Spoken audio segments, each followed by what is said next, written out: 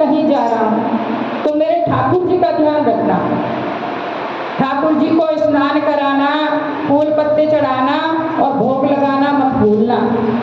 तभी ही खाना खाना, जब उनको ठाकुर जी की पूरी सेवा कर लो, भोग लगा करके तभी भोजन पाना। सुदीप चंद बोले ठीक है गुरुदेव, हम ऐसा ही करेंगे। और गुरु जी तो चले गए 2-3 दिन के लिए, और सुदीप चंद जी शालिग्राम भगवान की सेवा करने लगे। सुबह पहले दिन नवाए धुवाए ठाकुर जी और तिलक चंदन लगाया, सिंहासन पर विराजमान किए और उन पर खूब बढ़िया सुंदर सुंदर फूल चढ़ा दिए, भोग लगा दिया। दूसरा दिन आया तो गोदावरी में स्नान करने के लिए जा रहे थे सुदीप चंद। सोचने लगे कि ठाकुर जी को भी वहीं ले जाते हैं, घर पे क्या स्नान कराना है, इनको भी गोदावरी में स्नान करा के ले आएंगे। अब महाराज गोदावरी के तट पे पहुंचे तो वहां एक जामुन का वृक्ष था बहुत बड़ा, और उस समय जामुन का सीजन था और इतने बड़े बड़े गुच्छे लगे हुए थे जामुन के, मोटे मोटे काले काले जामुन, बड़े सुंदर जामुन। सुदीप चंद जी बोले जामुन, बड़े सुंदर जामुन, जामुन मिल जाते ठाकुर जी का भोग लग जाता। कैसे तोड़े समझ नहीं आ रहा। सुदीप चंद जी बोले ठाकुर जी कब काम आएंगे। ठाकुर जी एक गुच्छा जामुन को तोड़ के ले आओ, पेड़ में दे मारे, जोर से गुच्छा में दिए और एक गुच्छा टूट के आ, एक गुच्छा टूट करके आ गया, उठा के रख लिया। ये तो हो गया ठाकुर जी का भोग। और ठाकुर जी मेरे लिए भी तो चाहिए, ठाकुर जी एक बार और कृपा कर दो। और दोबारा फिर शालिग्राम मारे गुच्छा में, एक गुच्छा टूट के आ गया, संभाल के रख लिया। ये हो गया मेरा भोग, मैं खा लूंगा, और कल गुरुदेव आ जाएंगे तो एक उनको भी चाहिए। ठाकुर जी एक बार और कृपा कर, लालच बुरी चीज होती है। एक बार और ठाकुर जी मारे। ठाकुर जी ने कहा ये तो बड़ा बेईमान है, सबके लिए तुड़वा लिया और तो बढ़ता ही जा रहा है, कितनी जामुन तुड़वाएगा मेरे से। और ठाकुर जी ने छलांग लगा दी गोदावरी में, शालिग्राम गोदावरी में कूद गए। अब तो सुदीप चंद का बुरा हाल, बहुत ढूंढे लेकिन शालिग्राम ना मिले, नहीं मिले, बहुत परेशान, रो रो के बुरा हाल, रो रो के बहुत बुरा हाल, रोई जा रहे हैं। हे ठाकुर जी गुरुदेव छोड़ेंगे नहीं, हे ठाकुर जी मिल जाओ, गुरुदेव नहीं छोड़ेंगे। अब गुरुदेव से कैसे बचे, क्या करें, समझ नहीं आ रहा है। और गुच्छा लेके अब थक गए, बैठे बैठे ढूंढ ढूंढ के परेशान हो गए, ठाकुर जी मिले नहीं। हार के कुटिया पे आना पड़ा सुदीप चंद को। अब समझ नहीं आ रहा है कि सिंहासन पे किसको बिठाएं। गुरुदेव सिंहासन खाली नहीं, खाली देखेंगे ना तो छोड़ेंगे नहीं। सुदीप चंद ने दिमाग लगाया और एक बड़ा सा जामुन लिया और उसी को तिलक चंदन लगाया और ठाकुर जी बना के सिंहासन पर विराजमान कर दिए, फूल पत्ते चढ़ा दिए, खूब अच्छी तरह भोग लगा दिया। जामुन तोड़ के लाए थे, जामुन का ही भोग लगा दिया, ये लो महाराज आपने तोड़ी है, आप ही खाओ। भोग लग गया। अब वो आराम से शालिग्राम बैठे, उन्हें अपना काम कर। सवेरे गुरुदेव आ गए, बोले गुरुदेव प्रणाम। तो प्रणाम, खुश रहो, खूब अच्छी तरह बने रहो। ठाकुर जी की सेवा करी, हाँ गुरुदेव खूब अच्छी तरह करी। स्नान कराए, हाँ गुरुदेव। भोग लगाए, हाँ गुरुदेव। फूल चढ़ाए, हाँ गुरुदेव। तुलसी दल चढ़ाए, हाँ गुरुदेव। खूब अच्छी सब कुछ चढ़ा दिया। ठीक है, आज तुम अपने और काम कर लो, आज ठाकुर जी की सेवा हम ही करेंगे। और महाराज जी जब वो ठाकुर जी की सेवा करने बैठे, और शालिग्राम को अंगूठे से नहीं रगड़ा जाता, अंगूठा उनको नहीं दिखाना चाहिए, हथेली पर रख के हाथ से ऐसे उनको मालिश करके, वैसे तो पुरुष ही करते हैं, उनकी सेवा करनी पड़े तो अंगूठा ऐसे, जैसे गुरुदेव ने हथेली पर रखे शालिग्राम और ऐसे मालिश करी, छिलका अलग उठ गई अलग।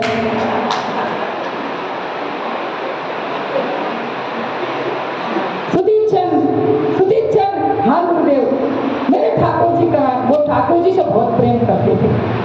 मेरे ठाकुर जी कहाँ है? गुरुदेव सिंहासन पे। सिंहासन पे कहाँ है? कि गुरुदेव मैंने तो कल बैठाए थे सिंहासन पे स्नान करा के, तो इधर कहाँ है? ठाकुर जी बता कहाँ है? तो जामुन का फल है। गुरुदेव जामुन का फल नहीं है, आपने भी हद कर दी है। पुन पुन चंदन पुन पुन पानी, पुन पुन चंदन पुन पुन पानी, पुन पुन चंदन पुन पुन पानी, हद करके दिखा दिए। ठाकुर जी गल गए, ठाकुर जी गल गए।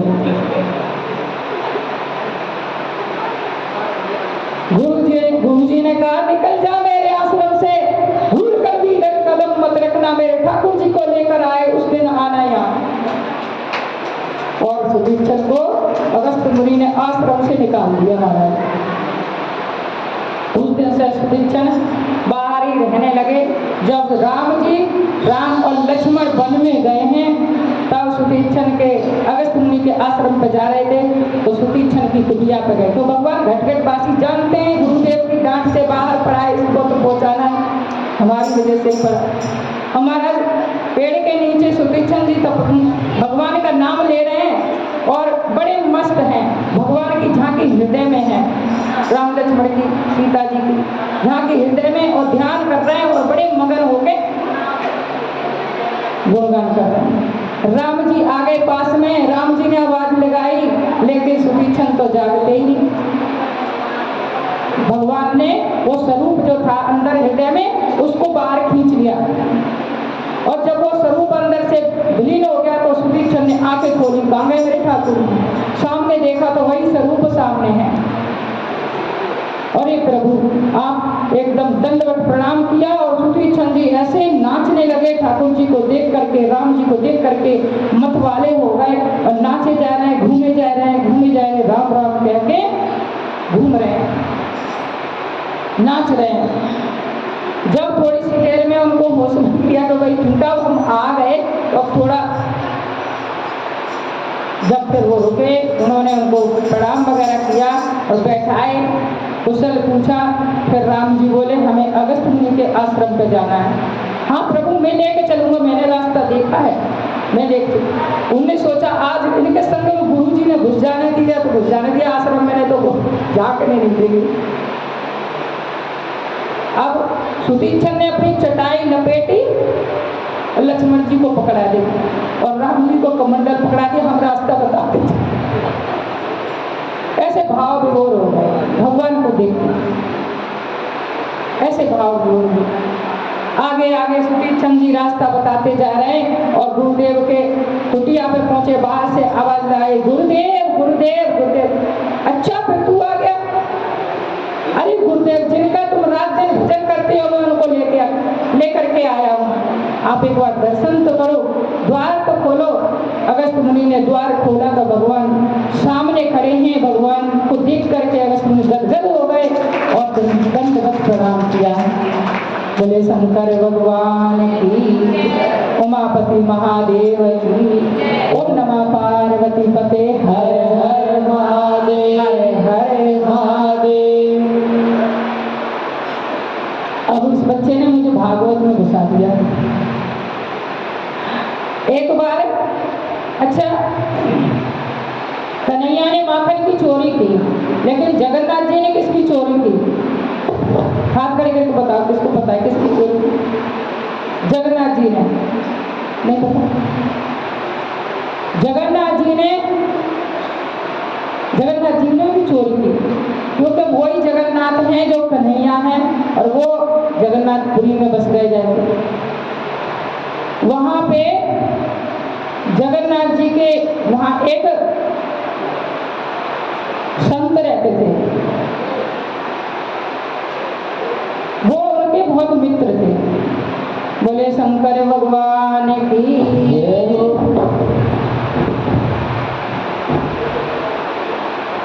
ओम नमः शिवाय, हरि ओम नमः शिवाय, ओम नमः शिवाय, हरि ओम नमः शिवाय, ओम नमः शिवाय, ओम नमः शिवाय, ओम नमः शिवाय, हरि ओम नमः शिवाय।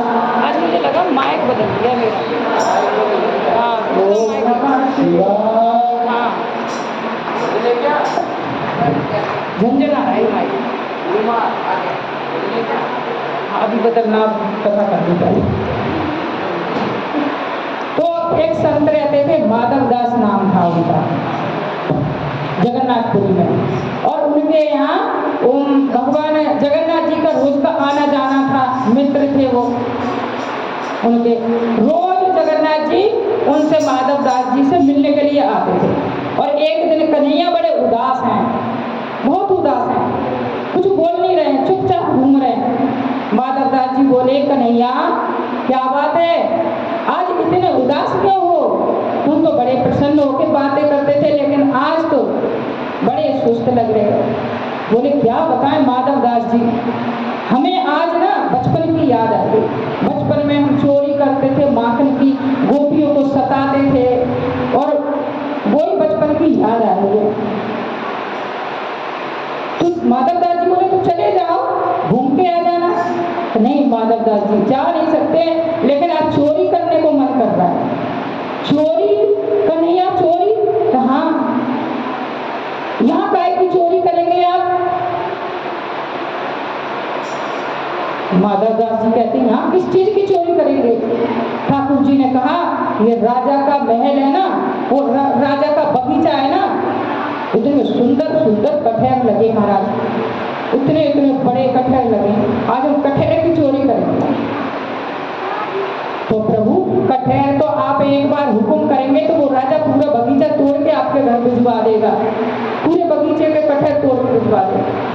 और आप एक चोरी की बात करते हैं, लेकिन नहीं, चोरी के में जो आनंद आएगा ना वो ऐसे देने में नहीं आएगा। आज तो हमारे चोरी को ही मन है। उन्होंने कहा ठीक है फिर कर लो, कि चोरी अकेले नहीं होती, दो जनों में होती है, तो दूसरा कहाँ से लाओगे? जब तुम मेरा साथ दो।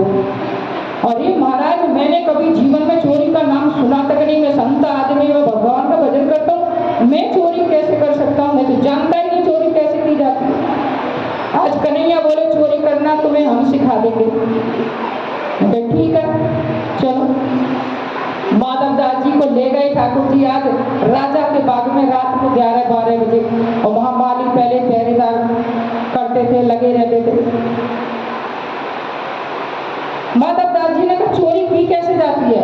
तो देखो धीरे धीरे बोलना, चुपके से घुसेंगे बाग में, और जब मैं ऊपर चढ़ूंगा या तुम चढ़ना, मैं नीचे खड़ा रहूंगा, और तुम चढ़ के एक कटहर तोड़ना और चुपके से नीचे डाल देना, और मैं भाग के चला जाऊंगा कटहर लेके, और तुम फिर बाद में आ जाना। बस इतना चोरी का काम है, वह ज्यादा थोड़ी ना। मैं ठीक है। अब माधव दास जी बेचारे कभी चोरी करी हो तो जाने, चढ़ गए ऊपर पेड़ पे, कन्हैया नीचे खड़े हो गए। माधव दास जी बोले कन्हैया कन्हैया कौन सा तोड़ूं जी। और ये बात महाराज मालियों ने सुन ली, दौड़ के आए, बोले अच्छा हम बताएंगे तुझे कौन सा तोड़ेगा जी। और पीछे दौड़े, और माधव दास जी कन्हैया तो भाग गए, ध्यान हो गए। माधव दास जी उतर के आए, पीछे पीछे मालियों, आगे आगे माधव दास जी दौड़ गए, बड़ी मुश्किल से बच पाए उस दिन। दूसरे दिन ठाकुर जी फिर आ गए, बोले माधव दास जी कल तो चोरी में हम फेल हो गए, और आज फिर चोरी करेंगे कटहर की। न कहीं ठाकुर जी कल बच गए, बहुत बहुत है। ये राजा का बगीचा है, मालियों ने पकड़ लिया ना तो बहुत बुरा हाल करेंगे। अरे कुछ नहीं होता, तुमसे मैंने मने करी कि तुम बोलना मत, चुपचाप कटहर तोड़ के डाल देना। तुम बोले क्यों? पूछना मत, जो तुम्हारी इच्छा तोड़ के डाल देना। लेकिन माधव दास जी बेचारे चोरी करना जानते हो तभी तो कर पाएंगे, जिसका काम उसी को साजे। ठीक है आज और चढ़ जाना बस, फिर नहीं कोई बात नहीं। अब महाराज फिर माधव दास जी को कन्हैया ने पेड़ पे चढ़ाया कटहर के पे। अब वो फिर सोचने लगे कन्हैया को पता नहीं कौन सा पसंद आए और मैं कौन सा डाल दूं तोड़ के। नहीं पसंद आया तो मेहनत भी कर जाएगी, धीरे से पूछ लेता कन्हैया कन्हैया कौन सा तोड़ूं जी कैसी। उस दिन माली पास में लग गए, चोर आने लगे बगिया में, आज बिल्कुल नजदीक खड़े थे, छुप के बैठे थे। और जैसे पूछी माधव दास जी कन्हैया जे कैसे, कल हम बताओगे कौन तो जे कैसे। रोज चोर घुस जाते बगिया में, और महाराज कन्हैया तो भाग गए, अंदर ध्यान हो गए, और माधव दास जी पकड़े गए, पकड़ लिए, पकड़ के उसी पेड़ से बांध लिए। चोर बगिया में घुस आए, जैसे संत दिखते और चोरी करते हो तो समझ नहीं आती। रात भर बांध के रखे महाराज वो माधव दास जी बेचारे संत महात्मा आदमी, पूरी रात बांध के रखे पेड़ से। सवेरे को राजा के यहाँ लेके चलेंगे इनको। फिर मालियों के मन में आए कि खबर कर देते हैं, खबर कर दी तो राजा खुद ही आए बैठ करके अपने बग्गी बुग्गी पे, फिर कौन सा चोर पकड़ा है देखें तो सही। अब जब राजा ने आके देखा तो बोले अरे ये क्या कर दिया तुमने, है? अब मेरे गुरुदेव को तुमने बांध दिया। राजा के गुरु थे वो, राजा के गुरु थे। अरे मेरे गुरुदेव को तुमने कठेर के पेड़ से क्यों बांध दिया, तुम्हें दंड मिलेगा। अब संत का हृदय ना बड़ा कोमल होता है। माधवदास जी बोले तुम्हारे गुरु ने कर दिया सो करो, बांधने वाला तो करेंगे क्या, इनकी गलती तोड़ेंगे, गलती तो तुम्हारे गुरु की है। अरे मेरे गुरुदेव ऐसा कोई कर्म कर ही नहीं सकते, ऐसे कैसे क्या तुम्हारे गुरु ने करा है। गुरु बता रहे कि तुम्हारे गुरुदेव ने कर्म ऐसा किया। क्या किया मेरे गुरु ने, तुम्हारे गुरु ने कठेरे की चोरी करने के लिए चढ़े थे, पकड़े गए तो बांध दिए, इनका क्या दोष। अरे मेरे गुरुदेव को कठेरे की चोरी की क्या जरूरत, मैं पूरी बगिया का कठेर तोड़ के अपने गुरुदेव की कुटिया में भेज दूं। और महाराज उनने तुरंत, राजा ने अपने गुरु को खोला, खबरदार तुमने मेरे गुरु जी के ऐसे बांधने की कभी कोशिश की। गुरु जी बताओ आपको चोरी की क्या जरूरत पड़ गई। गुरु जी ने सारी घटना बताई कि हमारी जरूरत नहीं थी, आज हमारे ठाकुर जी का मन था तुम्हारी बगिया में कठेर चुराने का, उनको बचपन की याद चोरी की आ रही थी तो उनको चोरी को मन कर रहा था, इसलिए वो मुझसे रोज मिलने के लिए आते हैं और उनको 2 दिन से मुझसे चोरी करवा रहे हैं। राजा ने कहा ओहो मैं तो धन्य हो गया, मेरे ठाकुर जी आपसे मिलने, मेरे गुरु जी से रोज मिलने आते हैं, मुझे कभी दर्शन साक्षात नहीं देते, मूर्ति में दर्शन करता हूँ। अरे मेरे ठाकुर जी का मन है कठेर चोरी करने का, आज से ये बाग पूरा मैं जगन्नाथ जी के नाम करता हूँ। राजा ने उसी समय पूरा बाग जगन्नाथ जी के नाम, ठाकुर जी के नाम कर दिया। 56 प्रकार के भोजन बनते हैं, बहुत चूल्हे हैं, 500 पता नहीं 57 कितने चूल्हे हैं वहाँ गई मैं देखी। जगन्नाथपुरी में सबसे ऊपर का पहले पकता है और कठेर जरूर जब से पकता है, कोई भी सीजन हो कठेर उनके भोग में जरूर बनाया जाता है। बोले शंकर भगवान की, जगन्नाथ जी महाराज की महाराज। अब कार्तिक के जन्म की कथा तो बहुत है, अब क्या करें समय नहीं होता है आपके पास, मेरे पास तो बहुत समय, मैं तो बैठी हूँ।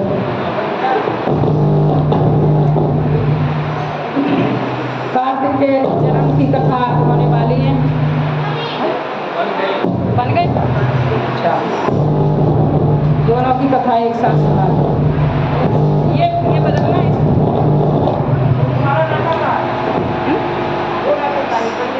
तो इसको हटा दो ना, इसको हटा दो, इसके लिए भी निकाल पीनी हो।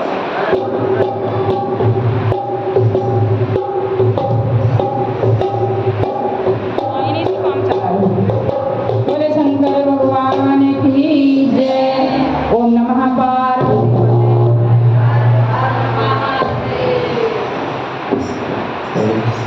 ओम नमः पार्वती पते, हरे हरे महादेव, हरे हरे महादेव।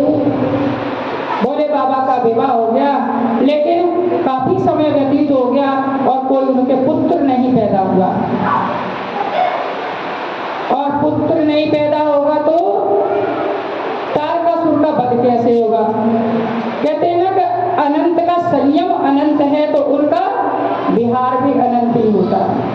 बहुत दिन तक माँ गौरा के संग वो विहार करते रहे